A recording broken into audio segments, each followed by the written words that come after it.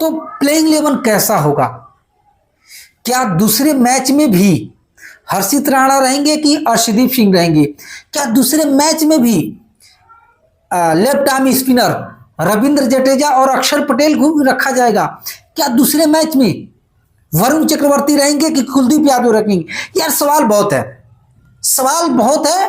एक एक करके जानेंगे कि किस तरीके का आज रहने वाला है ये प्लेइंग 11।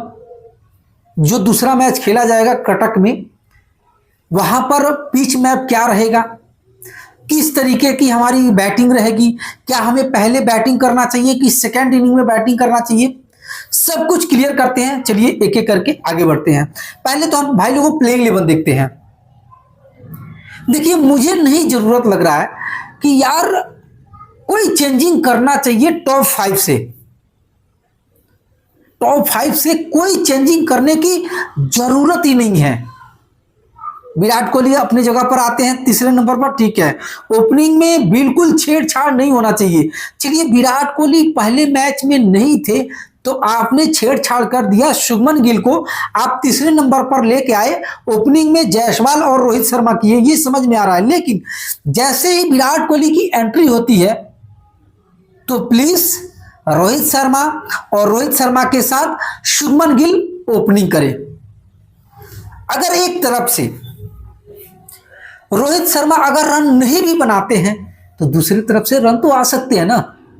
चलिए मानते हैं, एक चीज आप क्लियर करते हैं, मैं आपको आपके हाथ में देता हूं कि अगर रोहित शर्मा पहले मैच में 2 रन बनाए, दूसरे मैच में भी कुछ ज्यादा रन नहीं बनाए, 5-10 रन बनाकर आउट हो गए, तीसरे मैच में भी अगर 5-10 रन बनाकर आउट हो जाते हैं तो क्या आप चैंपियन ट्रॉफी में उन्हें बाहर कर दोगे? नहीं ना। हमें उन्हें लेकर चलना ही है। ये पता है शुभमन गिल को, ये पता है विराट कोहली को, ये पता है केएल राहुल को, ये पता है हार्दिक पांड्या को, कोई भी बाहर नहीं कर सकता। तो हम उन पर सवाल क्यों करें? अगर हम मान के चलिए अभी हम बात करें कि तकरीबन रोहित शर्मा का 10 पारी अगर हम उठाकर देखते हैं तो 200 रन भी नहीं है, 150 रन भी नहीं है, तो क्या कोई फायदा है? कोई भी फायदा नहीं है। हम अपना मत्था खराब करें, कोई फायदा है? नहीं है। अरे यार बात उस पर करो जिस पर एक्शन लिया जाए, कुछ उसका निर्णय निकले। हम अगर आधे घंटे बैठ के आपके सामने बक बक बक बक बक बक बक बक बक करे, रोहित शर्मा फलाना ढिंकाना, रोहित शर्मा को बाहर करो, संन्यास लेना चाहिए, ये करना चाहिए, वो करना चाहिए, ऐसा कुछ होगा? कुछ भी नहीं होगा। चैंपियन ट्रॉफी तक, चैंपियन ट्रॉफी के बाद देखा जाएगा कि रोहित शर्मा को सर पर बिठाया जाए कि रोहित शर्मा के बारे में क्या किया जाएगा। कौन कौन भाई इस बात से सहमत है कमेंट सेक्शन में बताइए। बिल्कुल यार, ये तो चैंपियन ट्रॉफी के बाद पता लगेगा। चलिए पहले मैच में 2 रन बनाए, लेकिन कईयों का कहना है कि यार रोहित शर्मा को थोड़ा सा रुक कर खेलना चाहिए।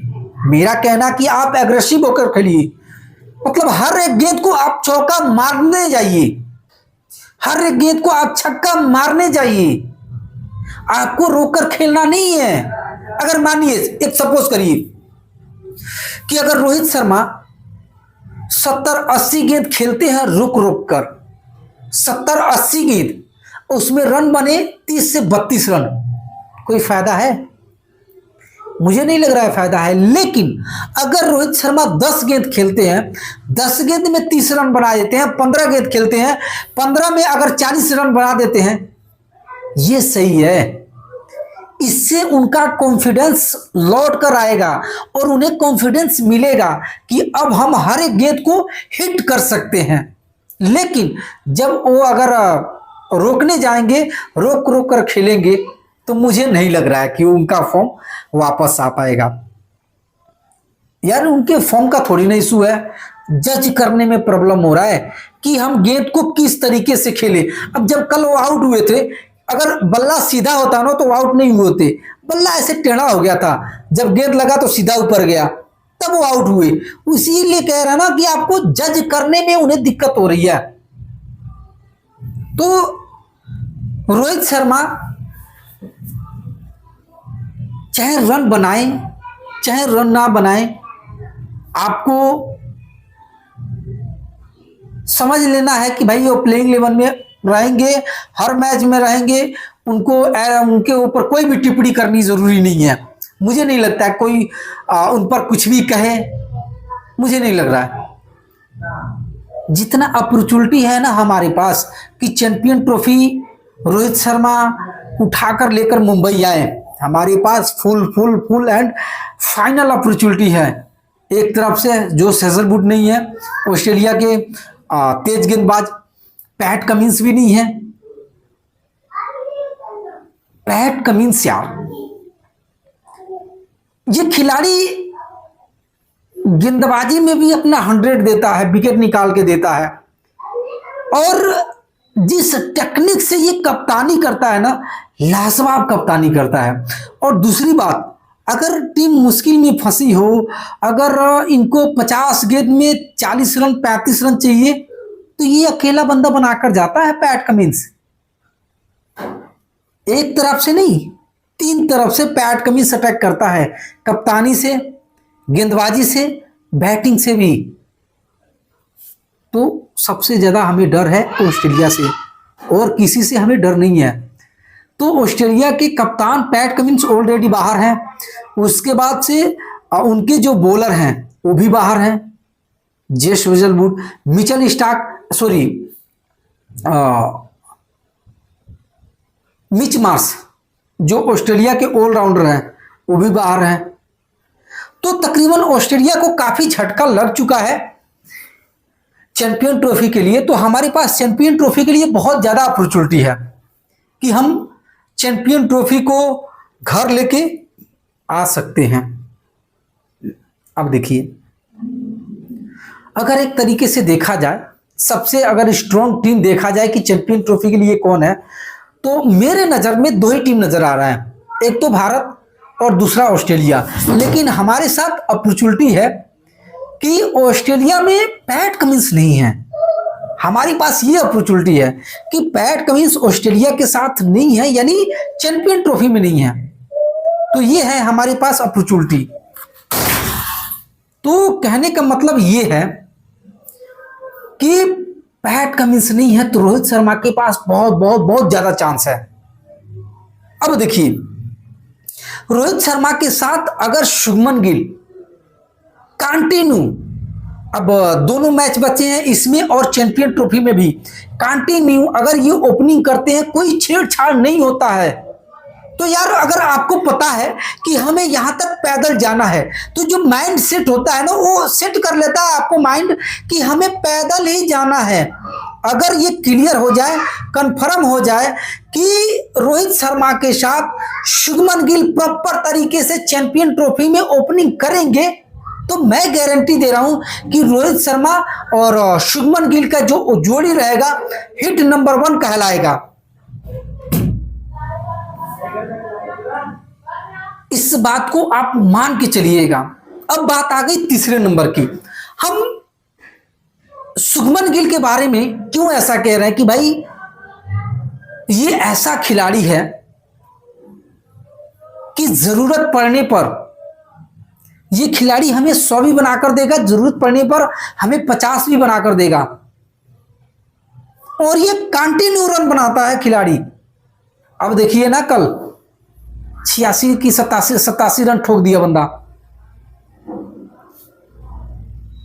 कितना सवाल उसके सर के ऊपर था कि यार शुभमन गिल जब बल्लेबाजी करने उतरेंगे तो किस तरीके का बल्लेबाजी करेंगे, था ना, सबके मन में था।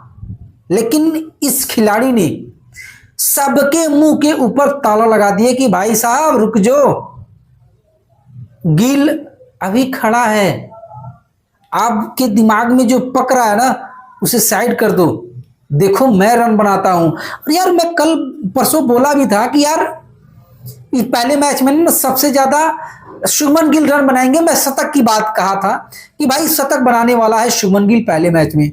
चलिए शतक से चूक गए, ये अलग बात है, लेकिन कहीं ना कहीं 87 रन बनाए, इसे हमें नहीं भूलना चाहिए। और वो जो 87 रन था ना, एक तरह से शतक के बराबर था। और किस सिचुएशन में, शुभमन गिल का एंट्री होता है भाई 17 रन के स्कोर पर पहला विकेट गिर जाता है। उसके बाद तुरंत अगले ही गेंद में रोहित शर्मा भी आउट हो जाते हैं और वहां पर श्रेयस अय्यर आते हैं और उस सिचुएशन से शुभमन गिल का 87 रन आना और 36 गेंद में 59 रन बनाना श्रेयस अय्यर का, यहां पर दिखाता है, यहां पर समझदारी दिखाता है। नहीं तो शुभमन गिल ना, जब ऑस्ट्रेलिया में हम बारह गावस्कर ट्रॉफी खेल रहे थे ना, तो शुभमन गिल की थोड़ी सी समझदारी थोड़ी सी पीछे चली गई थी। थोड़ा सा उनको जज करने में मुश्किल हो रहा था कि भाई जाएं कि ना जाएं, हिट करें कि ना करें, रोके कि क्या करें, उसी चक्कर में आउट। लेकिन अब गिल समझदार हो गया भाई। तो देखिए, हम रोहित शर्मा के ऊपर ज्यादा भरोसा नहीं करेंगे और ना ही रोहित शर्मा से हम ज्यादा अपेक्षा आप करने वाले हैं, क्योंकि तकरीबन मुझे याद होगा न्यूजीलैंड के खिलाफ 3 मैच था, बॉर्डर गावस्कर ट्रॉफी में ये 4 मैच खेले हैं, नहीं 3 मैच खेले हैं, 3-3 6। उसके बाद से ये वाला मैच 7 मैच हो गया। 7 मैचों में हम हर बार ये अपेक्षा कर रहे हैं, उम्मीद लगाकर बैठे हैं कि शायद रोहित शर्मा इस मैच में रन बना देंगे, इस मैच में रन बना देंगे, नहीं अगले में बना देंगे, अगले में बना देंगे, अगले में बना देंगे, लेकिन नहीं बन पा रहा है।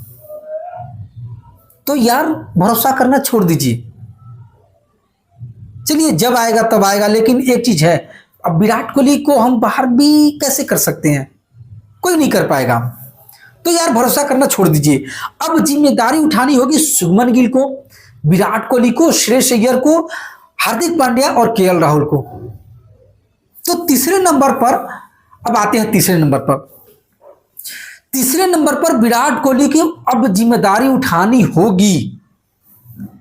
विराट कोहली रेड बॉल में फंस रहे हैं, लेकिन सबसे ज्यादा जो स्ट्राइक रन रेट की बात करें, विराट कोहली व्हाइट बॉल में बड़ी कमाल की बल्लेबाजी करते हैं। सामने वाली टीम जब विराट कोहली बैटिंग करते हैं ना, तो सामने वाली टीम सोचती है कि यार विराट कोहली को हम आउट कैसे करें। जब कल मैच स्टार्ट हुआ और प्लेइंग 11 आया और विराट कोहली का नाम नहीं था, तो आप यकीन मानिए सब ये चाहते थे कि विराट कोहली खेले, यानी विराट कोहली और रोहित शर्मा के बल्ले से रन आए या न आए, सब चाहते हैं कि ये दोनों खेले। अब कल नहीं खेले तो हम कितना सवाल कर रहे हैं कि भाई क्यों नहीं खेले, आखिर क्या वजह था कि विराट कोहली नहीं खेले। और रन नहीं बनता है तो भी हम सवाल करते हैं कि यार रन नहीं बनता, इन्हें बाहर करो। तो ऐसा नहीं होना है, ऐसा नहीं होना है, ऐसा नहीं करना है। ये दोनों रहने वाले हैं, दोनों प्रॉपर खेलते रहेंगे।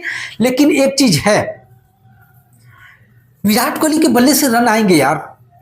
जो सबसे ज्यादा मुश्किल हो रहा है, ये हो रहा है रोहित शर्मा के साथ। तो विराट कोहली के बारे में हम ज्यादा चर्चा नहीं करेंगे। विराट कोहली कंटिन्यू रन बनाएंगे। जैसे T20 वर्ल्ड कप जब स्टार्ट हुआ तो विराट कोहली के पास फॉर्म नहीं था और वो किसी भी मैच में रन नहीं बनाए ज्यादातर से। लेकिन जब फाइनल मैच आया साउथ अफ्रीका के सामने, मुझे याद है 72 के 73 रन उन्होंने बनाया था और वही मैच हम जीते उन्हीं के रन के बदौलत। तो कहते हैं ना कि बड़े खिलाड़ी बड़े मैच में काम आते हैं। तो क्या पता, शायद हो सकता है कि विराट कोहली सेमीफाइनल और फाइनल के लिए ये अपना तजुर्बा बचा के रखे हों। नॉकआउट मुकाबले तो उम्मीद है यार कि जीत जाएंगे और सेमीफाइनल खेलेंगे। हम ये पूरा उम्मीद है कि सेमीफाइनल खेलेंगे। बस अब ये है कि सेमीफाइनल जब हम खेलेंगे तो उसको निकालना भी है, और निकाल लेते हैं तो मैं गारंटी दे रहा हूं कि फाइनल हमारे हाथ में रहेगा और ट्रॉफी हम ऐसे उठाते हुए नजर आएंगे। अगर ऐसा होता है तब, अगर सेमीफाइनल हम निकाल लेते हैं तब। अब इंतजार है कि भाई 20 तारीख को कैसा मुकाबला रहेगा। देखिए 20 तारीख को तो हम रहेंगे, घर पर ही रहेंगे और पूरे दिन आपसे लाइव में जुड़े रहेंगे। अब सवाल यह है कि तीसरे नंबर पर विराट कोहली आएंगे, चौथे नंबर पर आपको श्रेयस अय्यर ही नजर आएंगे। यार जब मैच शुरू होने वाला था, पहला मैच, तो ये पता नहीं ये सुत्तर मुत्तर कहां से मुत्तर कर दिए थे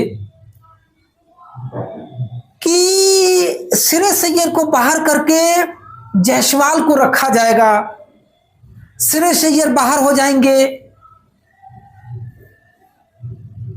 जायसवाल को ओपनिंग कराई जाएगी, 3 नंबर पर विराट कोहली रहेंगे, 4 नंबर पर श्रेयस अय्यर आएंगे या 4 नंबर पर विराट कोहली आएंगे। लेकिन श्रेयस अय्यर बोले थोड़ा सा ठहरो बाबू, थोड़ा सा ठहरो, हम आपको मजा चखाते हैं कि हाँ, हमें आप बाहर करने के बारे में सोच रहे थे ना, अब बाहर करके दिखाओ। 36 पर 86, हाँ 30 गेंद में 50 रन, अब मुझे बाहर करके दिखाओ। कमाल की बल्लेबाजी यार, अद्भुत। और किस गेंदबाज के सामने, जोफ्रा आर्चर के सामने शॉर्ट पिच गेंद के ऊपर छक्का, ले भाई चल बाउंड्री। तो जो सुत्तर मुत्तर मुत्तर किया था कि भाई श्रेयस अय्यर को बाहर करो और जायसवाल को अंदर करो, अब क्लियर हो गया ना, सबको पता लग गया ना कि भाई जायसवाल अब ओपनिंग नहीं करेगा। ओपनिंग में शुभमन गिल और रोहित शर्मा ही ओपनिंग करेंगे, इसके सिवाय कुछ भी नहीं। और चौथे नंबर पर आपको श्रेयस अय्यर ही दिखेंगे पूरे टूर्नामेंट में, चैंपियन ट्रॉफी में, और ये 2 मैच और खेले जाएंगे इंग्लैंड के सामने, इसमें भी आपको श्रेयस अय्यर ही नजर आएंगे। अब बात आ गई 5वें नंबर की। 5वें नंबर भी बिल्कुल फिक्स है जी, हार्दिक पांड्या। अब पेचा फंस रहा है 6वें नंबर पर। यार केएल राहुल किसी का कुछ बिगाड़ा है क्या यार, समझ में नहीं आता यार। केएल राहुल को यार कहां पे लगा देते हैं सब, कभी ओपनिंग करा लो जी, कभी तीसरे नंबर पर लगाओ जी, कभी लेके आप 7वें नंबर पर चले जाओ, कभी बंदा आके यार रन बनाता है, कभी 0 रन पर आउट होता है, कभी 2 रन पर आउट होता है। मतलब गाली खाने के लिए बस लगा दो जी केएल राहुल को। मतलब यार बंदा 6 नंबर पर बैटिंग करने के लिए है, आप लेकर आ रहे हो 8वें नंबर पर और 2 रन बनाकर आउट हो जाता है। गलती उसकी नहीं है यार, गलती उसकी नहीं है, उस माइंडसेट की गलती है, माइंडसेट की। हम लगाकर आस बैठे हैं यार कि 6वें नंबर पर हम बैटिंग करने जाएंगे और कुछ रन बनाएंगे यार, रन बनाएंगे। लेकिन क्या होता है, ठहरो बाबू, 6वें नंबर पर नहीं बैटिंग करनी है, आपको 9वें नंबर पर बैटिंग करनी है, 8वें नंबर पर बैटिंग करनी है। सारा दिमाग खचड़ा हो जाता है। और गए, हिट किए, आउट हो गए, चुपचाप आकर बैठ गए जी, लो जी हो गए काम। बॉर्डर गावस्कर ट्रॉफी में जब ओपनिंग में थोड़ी सी दिक्कत हुई कि भाई जायसवाल के साथ कौन ओपनिंग करेगा, तो सबके मन में खटका और फिर याद आया, ओहो केएल राहुल तो है अभी, स्क्वाड का हिस्सा है, हम केएल राहुल से ओपनिंग करा लेते हैं। और उस मैच में 201 रन का पार्टनरशिप हुआ था जायसवाल और केएल राहुल के बीच में। भाई सबने तबला बजाया, ताली बजाया, सबने ये कहा कि भाई साहब अब ये जोड़ी चलेगी, अब यही ओपनिंग चलेगी। उसके बाद से जब रोहित शर्मा ऑस्ट्रेलिया गए बॉर्डर गावस्कर ट्रॉफी में खेलने के लिए, तो एक मैच में वो 6वें नंबर पर आए रोहित शर्मा और ओपनिंग कराए केएल राहुल और जायसवाल से। अब जैसे ही ये ओडीआई मैच स्टार्ट होता है, पहला मैच खेला जाता है, नंबर था कि भाई 6वें नंबर पर केएल राहुल बैटिंग करने आएंगे, लेकिन 8वें नंबर पर, 6वें नंबर पर बापू आते हैं। लेकिन यार बापू का भी कमाल का है पारी। तो ये है कि भाई साहब केएल राहुल को आप बिल्कुल फिक्स कर दो, चाहे आन हो चाहे बान हो, चाहे आ हो चाहे ता हो, चाहे टीम हारे चाहे जीते, 6वें नंबर पर आप बैटिंग करेंगे, बिल्कुल फिक्स कर दीजिए। मैं गारंटी दे रहा हूं कि अगर 6वें नंबर पर, अगर मान के चलिए किसी मैच में अगर 4 विकेट हो जाता है 30-35 रन पर, ठीक है, अगर आप 6वें नंबर पर ना केएल राहुल को लेकर आते हो ना, तो मैं गारंटी दे रहा हूं ये बंदा 100 मार के जाएगा और यही खिलाड़ी रन बनाकर आपको स्कोर बोर्ड पर देगा। और इस खिलाड़ी के यार आप स्टेपनी बना के रखे हो, चाहे एक ओपनिंग में उतार दो, कभी 2 नंबर पर उतार दो, कभी 3 नंबर पर, कभी 6 नंबर पर, कभी 8 नंबर पर। मतलब कहते हैं ना कि ढोल बजाने के लिए केएल राहुल ही है, बजा दो जिस तरह से, जिस तरीके से बजाना है केएल राहुल के ऊपर ढोल बजा दो जी। अब बिल्कुल वैसे ही हो रहा है। 6वें नंबर का बैट्समैन 8वें नंबर पर आ रहा है, तो प्लीज प्लीज ऐसा ना करिए गोती भाई, आप इन्हें 6 नंबर पर ही रखो, बिल्कुल परफेक्ट इन्हें फिक्स कर दो कि 6 नंबर से ये कहीं नहीं जाने वाले हैं, 6 नंबर पर परमानेंटली ये बैटिंग करेंगे। लेकिन सला इनके अंदर जो कीड़ा है ना गोती भाई के अंदर, जो दिमाग में इनके कीड़ा है ना कि यार अगर विरोधी टीम के पास तकरीबन 25, 30 या 40वें ओवर तक अगर लेफ्ट आर्म स्पिनर अगर गेंदबाजी करता है, लेफ्ट आर्म स्पिनर अगर गेंदबाजी करता है, तो वहां पर अगर कोई राइटी बैट्समैन आउट होता है तो लेफ्टी इनको चाहिए। तो एक काम करो ना, आप केएल राहुल को बाहर कर दो, उसकी जगह पर ऋषभ पंत को लेके आओ। एक्स फैक्टर, चल गए तो चांद तक, नहीं चले तो शाम तक। क्या जरूरत है केएल राहुल को रखने के लिए? कोई जरूरत है? मुझे नहीं लग रहा है, मुझे लग ही नहीं रहा है कि केएल राहुल को प्लेइंग 11 में रखना चाहिए। जब आप उन्हें 8वें नंबर पर, 9वें नंबर पर बैटिंग के लिए उतार रहे हो, तो मुझे नहीं लग रहा है कि आप केएल राहुल को प्लेइंग 11 का हिस्सा बनाओ। इससे अच्छा आप ऋषभ पंत को शामिल कर लो, एक्स फैक्टर भी है, चल गए तो आपको रन बनाकर देंगे 70-80 रन, नहीं चले तो कोई बात नहीं, आउट हो गए, आउट हो गए। हाँ, सबसे बढ़िया रहेगा ये। अब डिसीजन आपको लेना है, रखना आपको है। जो ये आपके दिमाग में कीड़ा है कि लेफ्ट राइट का कॉम्बिनेशन होना चाहिए और 8वें नंबर तक बैटिंग होनी चाहिए टीम इंडिया की, तो रख लीजिए, कर लीजिए, कोई हर्ज नहीं है। अब देखिए, अगर केएल राहुल को आपको रखना ही है तो प्रॉपर तरीके से 6 नंबर पर रखिए, नहीं तो भाई साहब बाहर कर दो। सबसे अच्छा ऋषभ पंत को प्लेइंग 11 का हिस्सा रखो, उन्हें बनाओ, उन्हें खिलाओ, सबसे बेहतरीन रहेगा, सबसे बेहतरीन रहेंगे। अब बात आ गई 7वें नंबर की। देखिए 7वें नंबर पर फिर अगले मैच में क्या दोनों रहेंगे, एक तरफ से रविंद्र जडेजा और दूसरी तरफ से अक्षर पटेल। अब देखिए रविंद्र जडेजा 3 विकेट निकालकर साबित कर दिया खिलाड़ी, और इन्होंने बता दिया कि भाई इस खिलाड़ी को रविंद्र जडेजा क्यों कहा जाता है। और 600 विकेट लेने वाले रविंद्र जडेजा और 6000 रन बनाने वाले अपने बल्ले से रविंद्र जडेजा ये साबित कर दिए, और ये चीख चीख के कह रहे हैं कि भाई साहब अब आप समझो कि हमें चैंपियन ट्रॉफी में क्यों रखा गया है। एक तरह से ये 7वें नंबर के लिए अपना जो पोजीशन है बिल्कुल फिक्स एंड फाइनल कर दिया है। क्या आपको लग रहा है कि चैंपियन ट्रॉफी में इन्हें कोई बाहर कर सकता है? थोड़ी सी तेज गेंदबाजी करते हैं, तकरीबन 90 से 85 के स्पीड में ये गेंदबाजी करते हैं। जब दुबई के पिच में ये गेंदबाजी करेंगे ना, तो सबसे ज्यादा मदद इन्हें ही मिलेगा, क्योंकि स्पिन गेंदबाजी करते हैं और थोड़ा सा तेजी से करते हैं। सलाह मात्र 3 मिनट या 3.5 मिनट के अंदर इनका ओवर खत्म हो जाता है।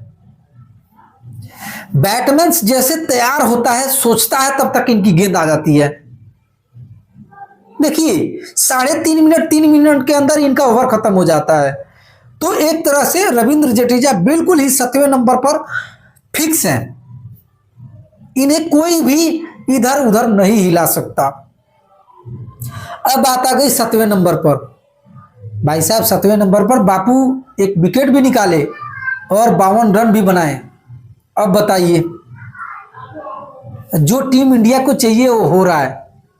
यानी गौती भाई और रोहित शर्मा ने जो ये प्लान बनाकर चल रहे हैं कि यार 7वें 8वें नंबर पर 5वें 6वें नंबर पर अगर एक लेफ्ट राइट का कॉम्बिनेशन हो जाए तो बेहतरीन रहेगा। तो है आपके पास? हाँ बिल्कुल है, रख सकते हो, ये भी रख सकते हैं। तो 8वें नंबर के लिए आप अक्षर पटेल को शामिल करके चलिए, मान के चलिए। अब बात आ गई 9वें नंबर पर, क्या कुलदीप यादव कि वरुण चक्रवर्ती, किसके साथ में जाएंगे? देखिए, पिछले मैच में कुलदीप यादव गेंदबाजी तो कर रहे थे, लेकिन जिस तरीके का गेंदबाजी चाहिए चैंपियन ट्रॉफी में, अभी कुछ टाइम लगेगा यार। देखिए, ये सच्चाई है, ये हकीकत है, हम इसको छिपा नहीं सकते। कहते हैं ना कि यार खुशबू नहीं आ सकती कागज की फूलों से, कोई सच्चाई को बदल नहीं सकता बनावट की उसूलों से। तो हम जितना मर्जी बात को बना लें, कुलदीप यादव 2023 में जो जब गेंदबाजी करते थे ना, तो यार उनके आगे बैट्समैन सोचते थे कि यार रन बनाए कि ना बनाए ले। ये चाइना मैन जिस तरह की गेंदबाजी कर रहे थे, लेकिन अभी उनका टाइम नहीं है। अभी टाइम है वरुण चक्रवर्ती का। वरुण चक्रवर्ती को उनकी गेंद को समझना बैट्समैन के लिए नामुमकिन नहीं, नामुमकिन है। जब वो गेंदबाजी करते हैं, ऐसे गेंदबाजी जब करते हैं, तो उनकी जो रिलीज पॉइंट है, देखिएगा रिलीज पॉइंट है, एक तो यहीं से छोड़ देते हैं, दूसरा यहां से छोड़ते हैं, और कुछ तो गेंद इन दोनों के बीच में जो एरिया है यहीं से छोड़ देते हैं। ये जो 3 चीज होता है, एक तो पीछे से यहां से छोड़ देते हैं, एक यहां से छोड़ते हैं, एक जो बीच वाला एरिया होता है यहां से छोड़ते हैं, रिलीज पॉइंट। किसी भी बैट्समैन को समझ में नहीं आता है कि ये रिलीज, जो इनकी रिलीज पॉइंट होती है, ये समझना थोड़ा सा मुश्किल हो रहा है। यही टेक्निक वरुण चक्रवर्ती की गेंदबाजी में आई है वापसी, और इसी के वजह से 2024 में और 2025 में ये कमाल की गेंदबाजी कर रहे हैं। और मुझे उम्मीद है कि अगले मैच में वरुण चक्रवर्ती को लाया जाएगा, क्योंकि चैंपियन ट्रॉफी के लिए तैयारियां भी तो करनी है। आप जायसवाल को प्लेइंग 11 का हिस्सा बनाकर टेस्ट कर लिए कि जायसवाल क्या चैंपियन ट्रॉफी के लिए ठीक है कि नहीं है। उसके बाद से आप कुलदीप यादव को भी रख लिए, इन्हें भी टेस्ट कर लिए कि क्या ये कारगर साबित हो सकते हैं दुबई का पिच पे। अब बाकी है कि वरुण चक्रवर्ती को आप एक मैच में लेके आइए, वो किस तरीके के गेंदबाजी करते हैं, क्या वो गेंदबाजी करके विकेट निकालते हैं, किस तरीके की गेंदबाजी करते हैं, रन बचाते हैं, क्या करते हैं, फिर पता लगेगा। तो मेरे ख्याल से दूसरे मैच में वरुण चक्रवर्ती को जरूर लेके आना चाहिए, रखना चाहिए। अब देखिए, उसके बाद से 2 खिलाड़ी और बचते हैं, 10 और 11। एक खिलाड़ी तो बिल्कुल फिक्स है, मोहम्मद शमी। अच्छा, मोहम्मद शमी अब तक का, जब उनकी वापसी हुई है इंजरी के बाद, तो अब तक सबसे ज्यादा तेज जो गेंदबाजी उन्होंने किया है वो है 138 और 39 के बीच में उन्होंने तेज गेंदबाजी किया है। लेकिन थोड़ी सी 40 पार हो जाए, 40 42 45, 40 42 45 के बीच में रहे ना, भाई साहब काल बन जाएगा सबके लिए, काल बन जाएगा। और कल ये जौहर दिखा, गेंद इनकी थोड़ी सी स्लो आ रही थी, 32 34 36 38 30 32 34 इतना ही के स्पीड में गेंद आ रहा था। तो थोड़ा सा इनके गेंद को मारना आसान हो जा रहा था इंग्लैंड के बल्लेबाजों को। लेकिन जैसे ही अगर स्पीड थोड़ा सा इनका बढ़ गया 38 से ऊपर 39, 40, 42, 45 हो गया।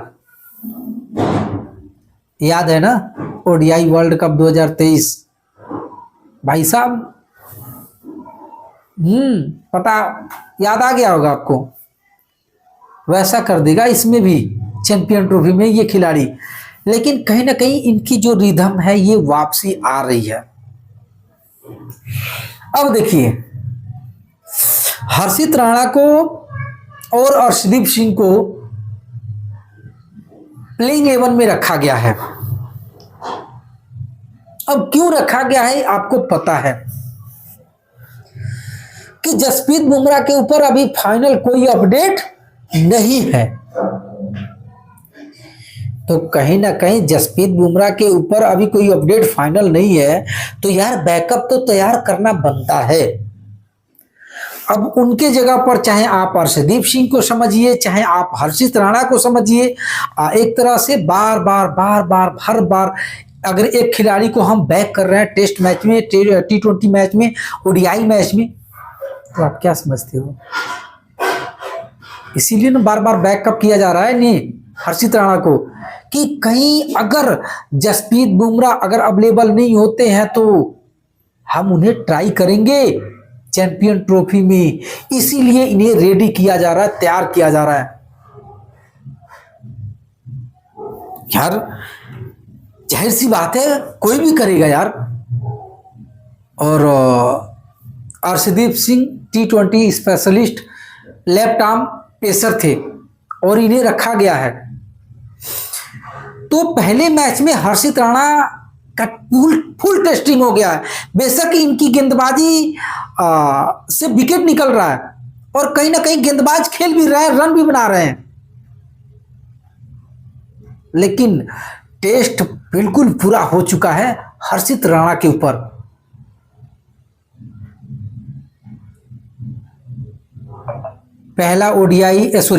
पहला इनका डेब्यू मैच टेस्ट 3 विकेट, पहला T20 मैच डेब्यू 3 विकेट, पहला ओडीआई डेब्यू मैच 3 विकेट।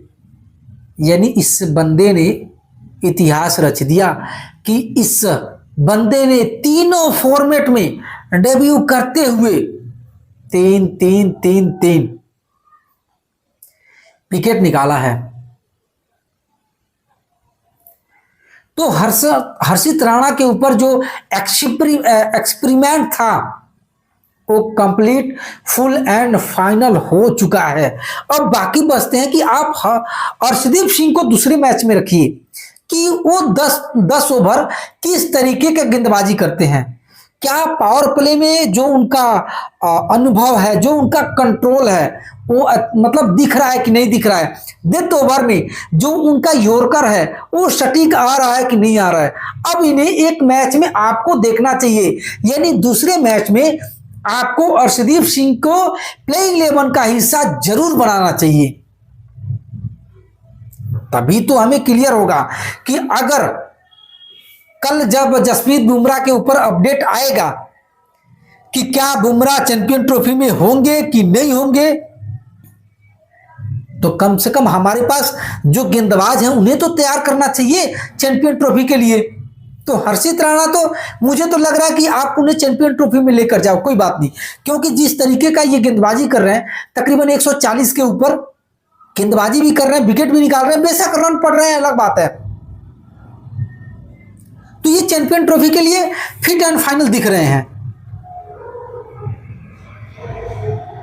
अब बात आ गई कि अर्शदीप सिंह को आपको रखना है दूसरे मैच में और इस प्लेइंग 11 से आपको दूसरे मैच में कटक में उतरना होगा।